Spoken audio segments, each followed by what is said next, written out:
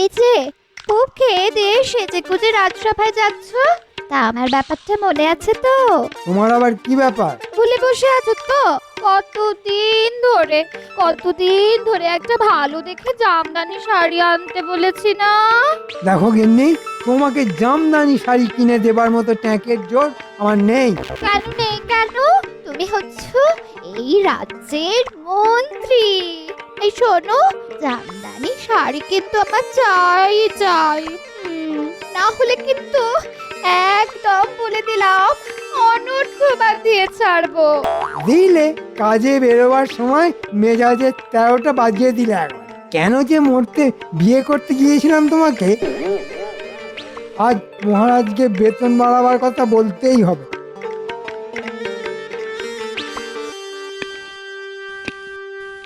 আরে এসো এসো মন্ত্রী, তা বলি শরীর স্বাস্থ্য ভালো তো?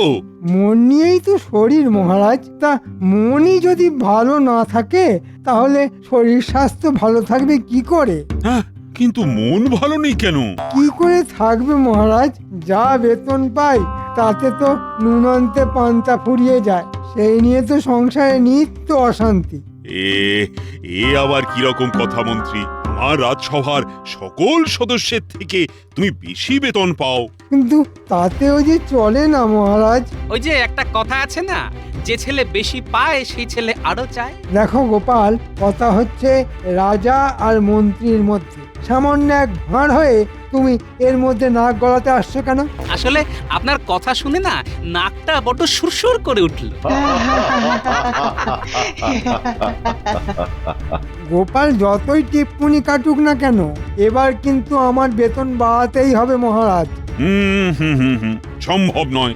একে তো এতগুলো লোকের বেতন জোগাতে গিয়ে আমি জেরবার হয়ে যাচ্ছি, তারপরও আবার বাড়তি বেতনের বোঝা। না মন্ত্রী না, যা পাচ্ছ তাতেই মানিয়ে নাও। তাহলে রাজসভার দু একজনকে ছাঁটাই করে দিয়ে সেই বেতনটা আমাকে দিয়ে দিন। হ্যাঁ, তা কাকে ছাঁটাই করবো শুনি? গোপালকে করুন। সত্যি কথা বলতে কি, রাজসভায় এসে ভুঁড়ি আর টাক দেখানো ছাড়া ওর তো তেমন কোনো কাজ নেই। কিন্তু এই ভুঁড়ি আর টাকের মধ্যে যে বুদ্ধি আছে সেটা তো আপনার নেই মন্ত্রী মশাই। বেশ, ঠিক আছে, হয়ে যাক একটা বুদ্ধি পরীক্ষা। এমন একটা জিনিসের নাম বলো তো যে নিজে ভিজেও আমাদের শুকিয়ে রাখে। খুব সোজা মহারাজ, ছাতা। হ্যাঁ, ছাতা তো শুধু বৃষ্টি থেকে আমাদের মাথা বাঁচায়, কিন্তু বৃষ্টির জলে আমাদের হাত পা যদি ভিজে যায় সেটা তাহলে কে শুকোবে? গামছা মহারাজ, নিত্য নিজে ভিজে আমাদের গা শুকনো করে দেয়। সাবাস সাবাস। তাহলে বুঝতে পারছো তো মন্ত্রী, গোপালের মতো বুদ্ধিমান লোককে কখনোই ছাঁটাই করা যায় না। না না, কোনো মতেই করা যায় না। তারপর সেনাপতি।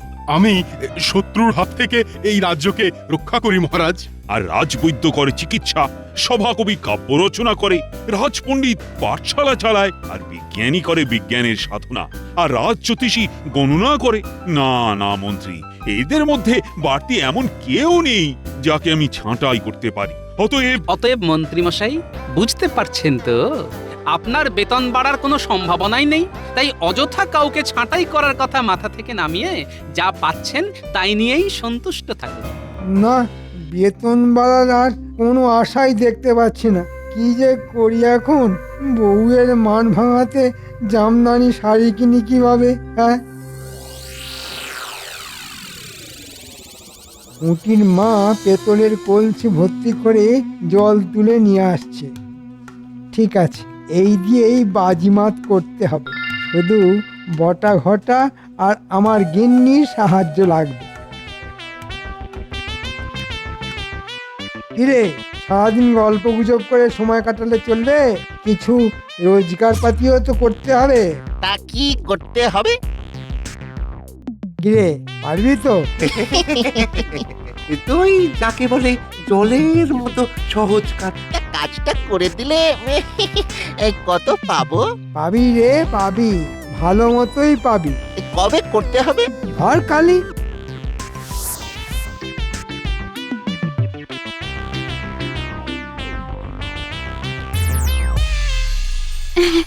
কি গো, আমার জামদানি শাড়ি এনেছো? চিন্তা করো না, 2-1 দিনের মধ্যেই পেয়ে যাবে। তবে তার জন্য তোমায় একটা কাজ করতে হবে। আমাকে আমাকে কাজ করতে হবে? তা কি কাজ শুনি? ওই তো জলের ধারে বসে জলের মতো সোজা কাজ একটা, মানে ঠিক কাজও নয়, শুধু একটু গল্প কর ব্যাস। আর ঠিকঠাক করতে পারলে শুধু জামদানি শাড়ি কেন, তার সাথে সোনা হিরে কিছুরই অভাব থাকবে না তোমার। বাবা রে বাবা, কি দুষ্ট বুদ্ধি তোমার মাথায়।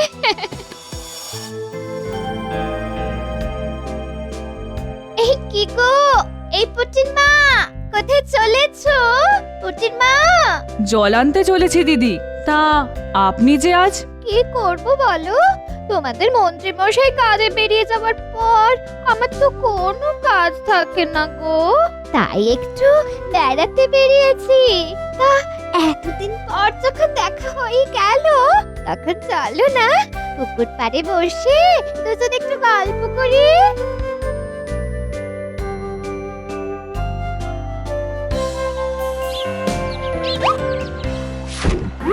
তা বলো পুটির মা, তোমার ঘর কন্যা কেমন চলছে? ওই একরকম, মানে আমাদের মতো গরিবদের ঘরকন্যা যেমন চলে আর কি। এই দেখো দেখো, পুকুরের জলের দিকে তাকিয়ে দেখো, কত বড় বড় রুই কাতলা কেমন ঘুরে ঘুরে বেড়াচ্ছে। ওই ওই ওই ওই দেখো। কোথায়? ও হ্যাঁ হ্যাঁ, ওই তো পুকুরের একেবারে মধ্যেখানে। ওই যে দেখো দেখো দেখো দেখো।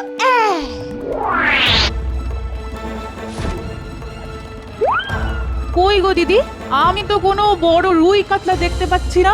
তাহলে হয়তো আমাদের কথা শুনে জলে ডুব মেরেছে। যাই হোক ভাই, আমি তাহলে এখন চলি। হ্যাঁ, আমিও জল নিয়ে ঘরে যাই। এ কি, আমার ঘোড়া কোথায় গেল? ঘোড়া কে নিল? তাই তো, কে নিল? হ্যাঁ হ্যাঁ, হায় হায় হায়, ওটা যে আমার বিয়ের দানের ঘোড়া। ভেবেছিলাম মেয়ের বিয়েতে দেব, এখন কি করব? এ বাবা, দেশে কি চোরের উপদ্রব বেড়েছে দেখেছো? দুটো জলজাত মানুষের চোখের সামনে থেকে ঘোড়া নিয়ে পালালো। যাও যাও, এক্ষুনি গিয়ে মহারাজের কাছে নালিশ করো, তিনি ঠিক উদ্ধার করে দেবেন তোমার ঘোড়া। ঠিক বলেছেন, যাই বাড়ি গিয়ে পুটির বাবাকে বলি।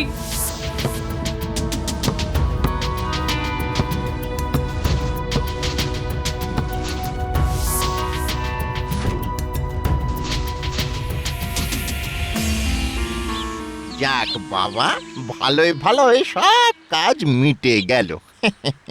হ্যাঁ, মন্ত্রী মশাই যেমন যেমন বলেছিলেন ঠিক তেমন তেমন করে দিলাম। চল চল, এখন ওই মন্ত্রী মশাইকে বলে পাওনাগুলো নিয়ে আসি। চল। চল।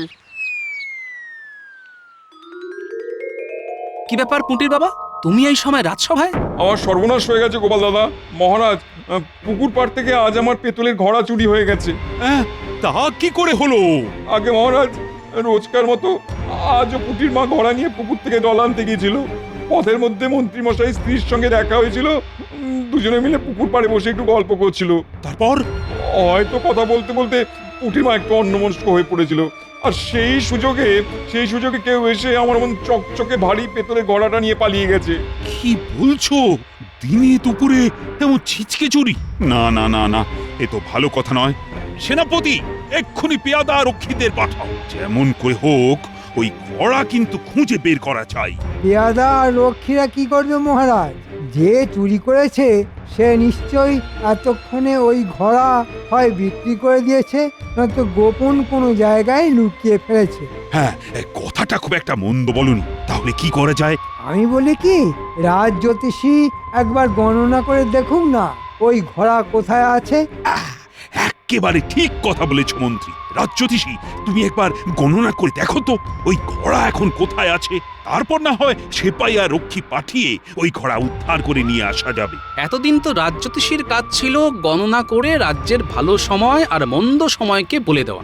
শেষকালে তাকে দিয়ে ঘোড়া চুরির গণনা? হ্যাঁ, রাজ জ্যোতিষীকে দিয়েই ঘোড়া চুরির গণনা। ওকেই গণনা করে বলে দিতে হবে ঘোড়া কোথায় আছে। পারলে বুঝবো ও ঠিকঠাক গণনা করতে পারে, আর না পারলে? আর না পারলে বুঝতে হবে ও একটা অকম্মার ঢেকি। ঠিক আছে, আমি গণনা করে দেখছি। কেঁদো না পুটির মা, কেঁদো না। এই বলি, এই পুটির বাবা তো মহারাজের কাছে গেছে। এই দেখো, মহারাজ ঠিক খুঁজে বের করে দেওয়ার ব্যবস্থা করবেন। হ্যাঁ, কিন্তু যদি খুঁজে না পাওয়া যায়, হায় হায়, কেন যে মরতে মন্ত্রী মশাইয়ের বউয়ের সঙ্গে গল্প করতে বসলাম।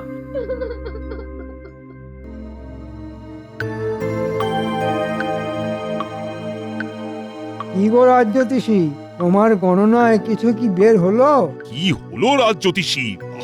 কিছু একটা বলো। না মহারাজ, না, এ কাজ আমার দ্বারা হবে না মহারাজ, আমার দ্বারা হবে না। জানতাম হবে না। আসলে তুমি একটা ঘোড়ার ডিমের জ্যোতিষী। ঘোড়ার ডিমই হোক কিংবা হাতির ডিম, তা আপনি কি গণনা করে বলে দিতে পারবেন? আলবাত পারবো। বলো কি মন্ত্রী, তুমি কি গণনা করতেও জানো? আসলে অল্প বয়সে এক বিখ্যাত জ্যোতিষীর কাছে বেশ কিছুদিন গণনা বিদ্যা শিখেছিলাম। দেখি একবার শেষ চেষ্টা করে পুরনো বিদ্যা কিছু মনে আছে কিনা। বাবা, মন্ত্রী মশাইয়ের এত গুণ! ব্যাপারটা কেমন যেন খটোমটো লাগছে। তাহলে দেখো দেখো দেখো একবার চেষ্টা করে। রাজ্যতীষী, তোমার ওই গণনার ছক আর কাঠিটা আমাকে একবার দাও তো।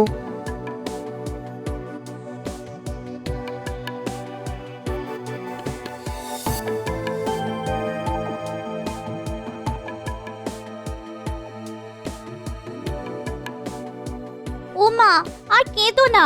দিদা তো বলছে মহারাজ ঠিক খুঁজে বের করে দেবেন। পেয়ে গেছি মহারাজ। পেয়ে গেছো মানে? মানে চোরটা যে কে সেটা বুঝতে না পারলেও ঘোড়া কোথায় আছে সেটা গণনা করে জেনে গেছি। বাবা, এত তাড়াতাড়ি ঘোড়া কোথায় আছে সেটা গণনা করে ফেললো? কোথায় আছে? কোথায়? বাঁশবাগানের ভেতর মাটির তলায় পোঁতা আছে। চলো চলো চলো, সকলে সেখানে যাই।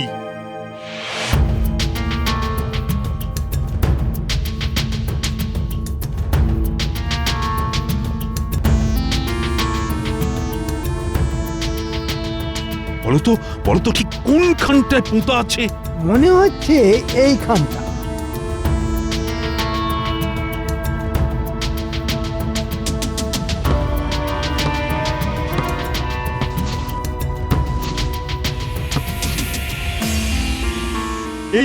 এই তো আমার ঘোড়া। মন্ত্রী, ধন্য ধন্য তুমি, ধন্য তোমার গণনা। এতদিনের পরেও যে বিদ্যেটা আমি মনে রাখতে পেরেছি, আপনার রাজ্যতীষী সেটা কেমন ভুলে গেছে। আসলে নামেই ও রাজ্যতীষী, এদিকে কাজের বেলায় অষ্টরম্ভা। তাই তো দেখছি। ওকে তাড়িয়ে দিন মহারাজ, আর ওর বেতনটা আমাকে দিয়ে দিন। আমি একলাই মন্ত্রিত্ব আর রাজ্যতীষীর দায়িত্ব সামলে দেব। ঠিক আছে, বেশ, তাই হবে। এমনটা করবেন না মহারাজ, এমনটা করবেন না, তাহলে আমি যে না খেতে পেয়ে মরে যাব। এতক্ষণে ব্যাপারটা খানিকটা হলেও পরিষ্কার হলো, কিন্তু ঘোড়া চুরি যাবার পেছনে মন্ত্রী যে কলকাঠি নেড়েছে তার প্রমাণ না পেলে তো কিছুই করা যাবে না।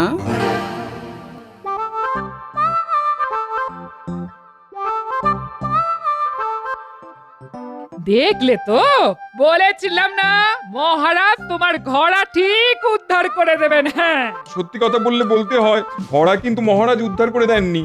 ঘোড়া উদ্ধার করে দিয়েছেন মন্ত্রী মশাই। মন্ত্রী মশাই যে এত বড় জ্যোতিষী, এটা কিন্তু আগে জানতাম না। এটা অবশ্য ঠিক কথা। এই শোনো, এবার আমি বাড়ি যাই। হ্যাঁ, পৌঁছে দিয়ে আসি। না না না, আমি একলাই চলে যেতে পারবো গো।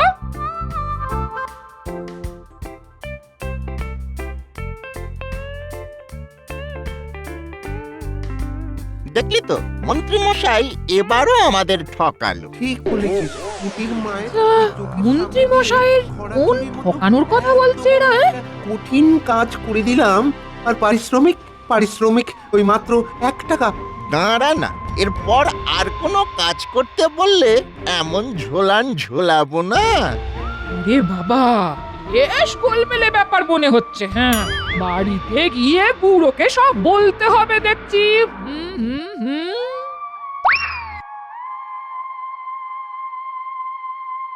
এবার আমার কি হবে গোপাল? হ্যাঁ, আমার চাকরি চলে গেলে আমি যে পথে বসে যাব। আচ্ছা, তোমার কি মনে হয় মন্ত্রী মশাই আমার থেকেও বড় জ্যোতিষী? হ্যাঁ, দেখো মন্ত্রীমশাই আদপেও গণনা করতে পারে কিনা সেই বিষয়ে আমারও যথেষ্ট সন্দেহ আছে, কিন্তু কার্যকলাপ যে প্রমাণ করে দিয়েছে ও বেশ বড় মাপের জ্যোতিষী।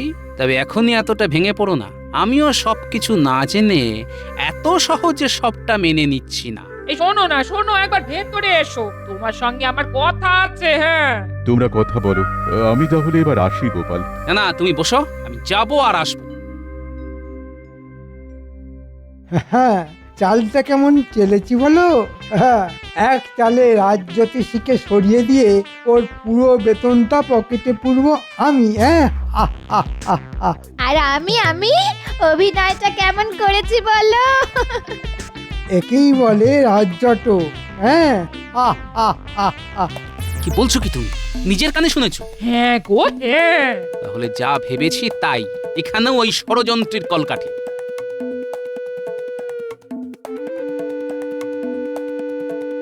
চলো রাজজ্যোতিষী, একবার মহারাজের কাছ থেকে ঘুরে আসি।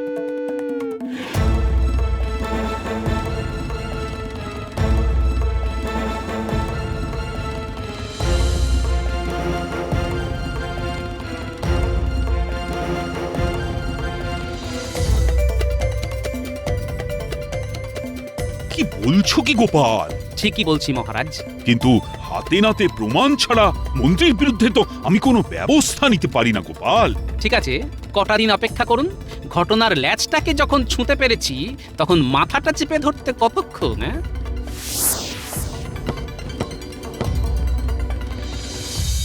হ্যাঁ, ঘোড়া উদ্ধার করার পর সারা রাজ্যে যেভাবে আমার নাম ছড়িয়ে পড়েছে তাতে লোকের ভিড় লেগে যাবে। হ্যাঁ, আহ আহ আহ। ওদিকে রাজজ্যোতিষীকে হটিয়ে দিয়ে ওর বেতন আমি পাবো, আবার এদিকে গণনার ভরং দেখিয়ে দুহাত ভরে রোজগার। হ্যাঁ, এখন শুধু টাকা আর টাকা, টাকা আর টাকা। আহ আহ আহ আহ।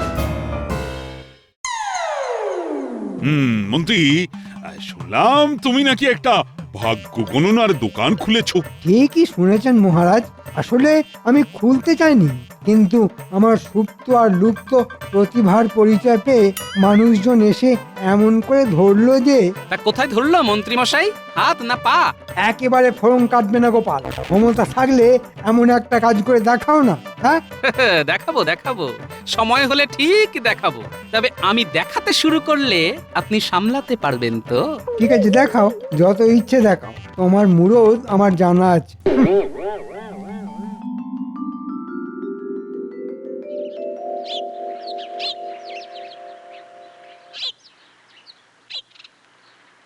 মন্ত্রীর এই জ্যোতিষীর ভণ্ডামি হাতে নাতে ধরি কি করে? রে খুপে, কোথায় গেলি? ও মা, কাকিমা, এতদিন পর মেয়েকে বুঝি মনে পড়লো? মনে তো সবই পড়ে মা, কিন্তু এতটা দূর বহু কাল তাই আশা হয়ে ওঠেনি। আমি কিন্তু জামাইয়ের কাছে একটা আর্জি নিয়ে এসেছি। বলুন। এই যে আমার ছেলে লেখাপড়ায় খুব ভালো আর অঙ্কে খুব মাথা। তাই নাকি? কিন্তু দুঃখের কথা কি, আমাদের ওখানে ভালো কোনো চাকরি পাচ্ছে না। আর তোমার সঙ্গে তো তোমাদের মহারাজের খুবই ভালো সম্পর্ক। তা দাও না বাবা, মহারাজকে বলে কইয়ে তোমাদের রাজবাড়িতে একটা চাকরি করিয়ে দাও। ঠিক আছে, ঠিক আছে, করে দেব। তবে তার আগে একটা কাজ করতে হবে। বলুন না কি কাজ?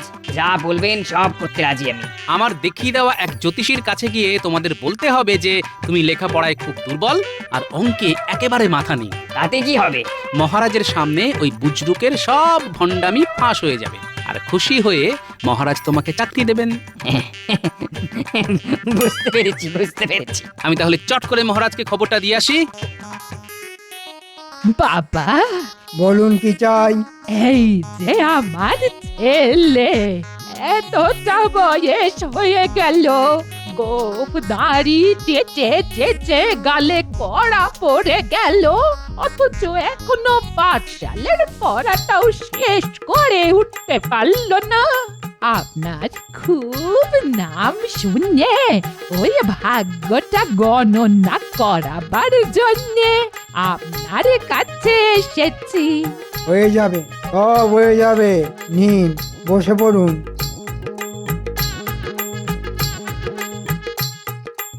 বটা ঘটাকে ধরে আনার জন্য পেয়াদা পাঠিয়ে দিয়েছি। বেশ, ঠিক আছে ঠিক আছে।